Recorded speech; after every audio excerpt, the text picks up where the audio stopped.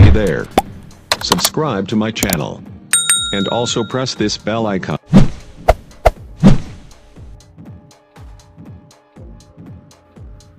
Hello दोस्तों, मैं भरत वणौल श्री वैभव लक्ष्मी विद्यालय मांडल की ओर से आपका स्वागत करता हूं। दोस्तों, आज हम उपसर्ग के बारे में जानेंगे।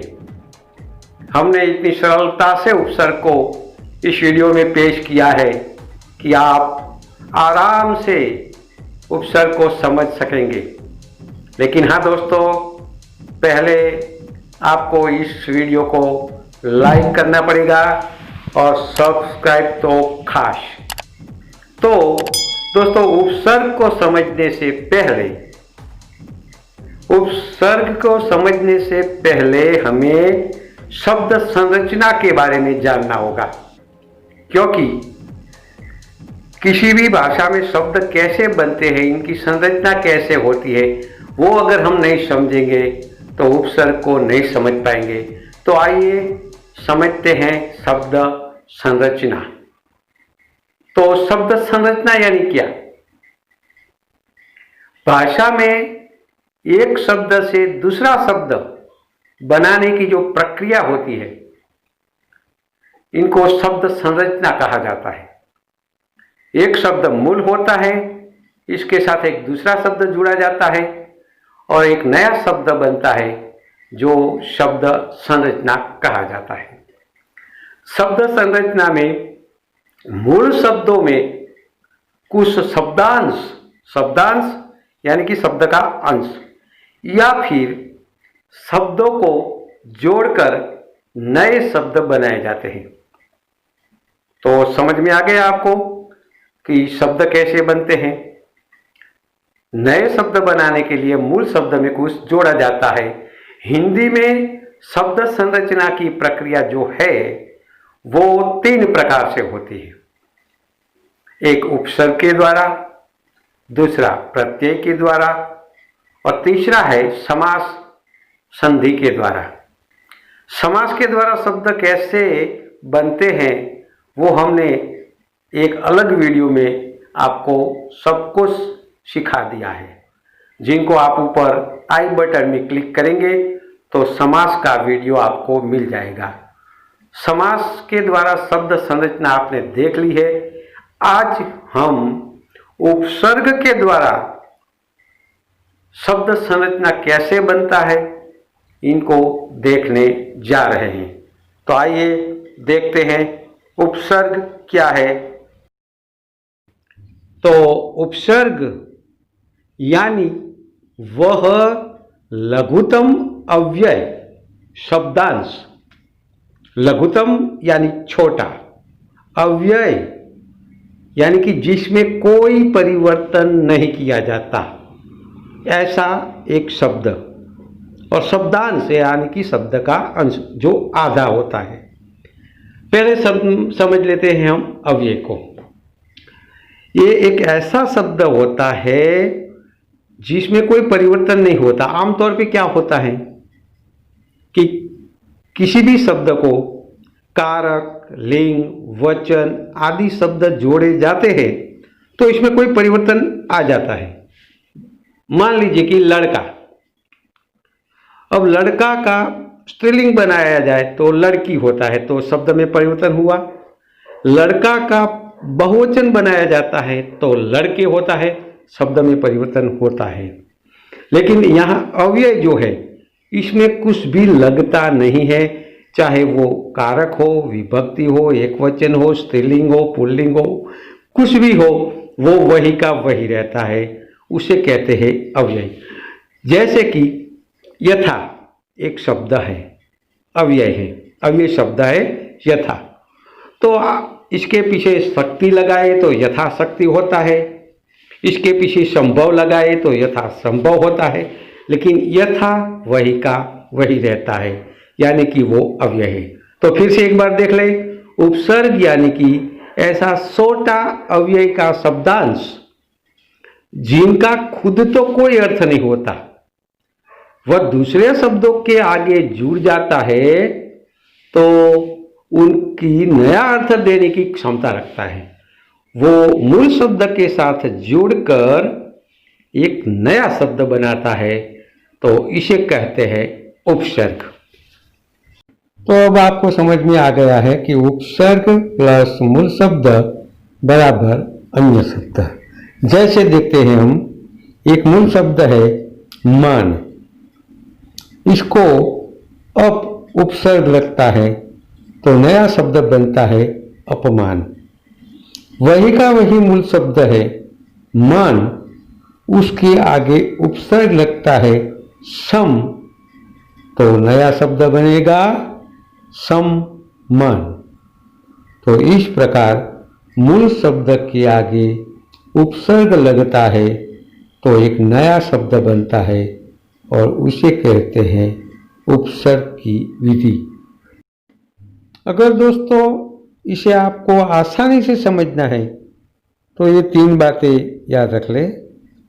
पहली बात, उपसर्ग शब्द के आगे ही लगते हैं। उपसर्ग हमेशा शब्दांश ही होता है, यानी कि पूरा शब्द कभी नहीं होता, अधूरा शब्द ही होता है। और तीसरी बात है, उपसर्ग में हमेशा छोटी मात्रा यानी कि छोटी ई, गुजराती में ह्रस्व ई, आगळ वाली ई, उपसर्ग में हमेशा छोटी मात्रा ही लगती है। ये 3 बातें आपको खास याद रखनी है उपसर्ग पहचानने के लिए। ये उपसर्ग की विशेषताएं कौन कौन सी है, ये हम देखते हैं। सबसे पहले शब्द के अर्थ में नई विशेषता लाता है। जैसे कि मूल शब्द है बल यानी ताकत, इसके आगे प्र उपसर्ग लगता है तो हो जाता है नया शब्द प्रबल, जो बल से अलग है, मतलब ज़्यादा बलशाली, इसे प्रबल हम कहते हैं। तो विशेषताएं लाने का काम करता है। दूसरा है शब्द के अर्थ को उलट देता है, इनको विरोधी बना देता है। जैसे कि धर्म एक शब्द है, इसके आगे अ उपसर्ग लगता है तो हो जाता है अधर्म, यानी कि धर्म का वो विरोधी बन गया। और तीसरी विशेषता है मूल शब्द के इर्द गिर्द यानी कि आजू बाजू इर्द गिर्द अर्थ प्रदान करता है। जैसे कि एक शुद्ध शब्द है, इसके आगे वि उपसर्ग लगता है तो होता है विशुद्ध, मतलब कि शुद्ध तो है लेकिन बिल्कुल शुद्ध, यानी कि मूल शब्द के इर्द गिर्द अर्थ प्रदान करता है। तो छात्रों, ये थी 3 उपसर्ग की विशेषताएं। एक ही मूल शब्द विभिन्न उपसर्ग के योग से विभिन्न अर्थ प्रकट करता है। एक ही शब्द, यहां देखिए मूल शब्द एक ही है सभी में, हार। अब इसके आगे आ उपसर्ग लगता है तो नया शब्द बन जाता है आहार, यानी कि भोजन। वही हार के आगे अगर वी लगाया जाए उपसर्ग तो हो जाएगा विहार, यानी कि घूमना।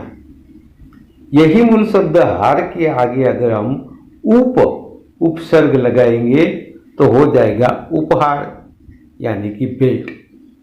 और वही हार मूल शब्द के आगे प्र लगाया जाए तो बन जाएगा नया शब्द प्रहार, जिनका अर्थ होता है चोट। तो इस प्रकार से एक ही मूल शब्द विभिन्न उपसर्गों के योग से विभिन्न अर्थ प्रकट करता है। एक बात खास याद रखें कि उपसर्ग हमेशा छोटा यानी कि शब्दांश ही होता है और उसके बाद आने वाला शब्द उपसर्ग यानी कि शब्दांश से बड़ा और पूर्ण ही होता है। इसे कभी भी मत भूलें।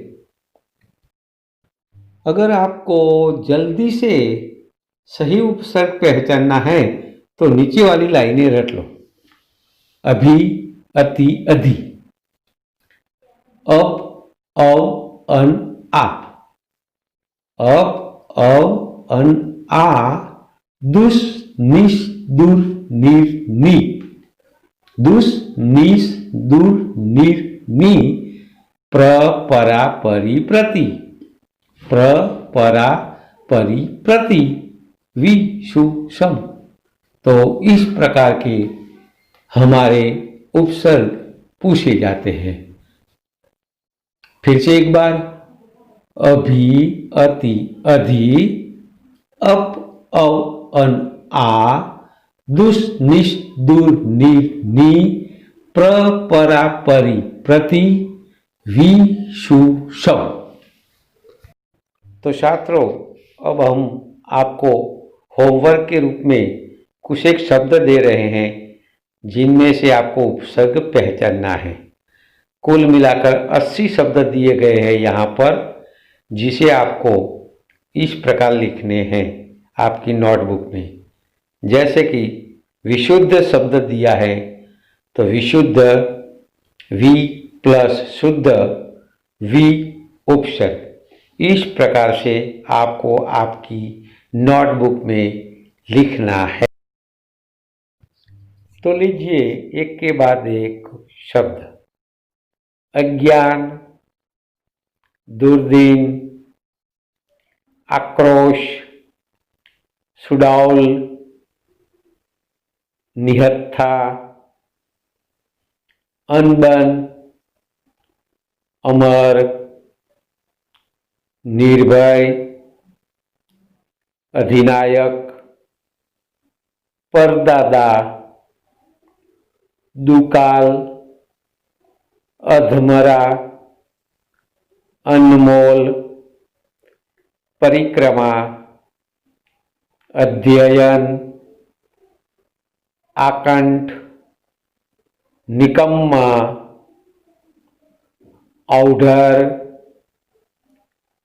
कपूत, विपक्ष। दुबला, बिन ब्याहा, कमजोर, उदय, उद्धार, भरपूर, सुजान, अध्यात्म,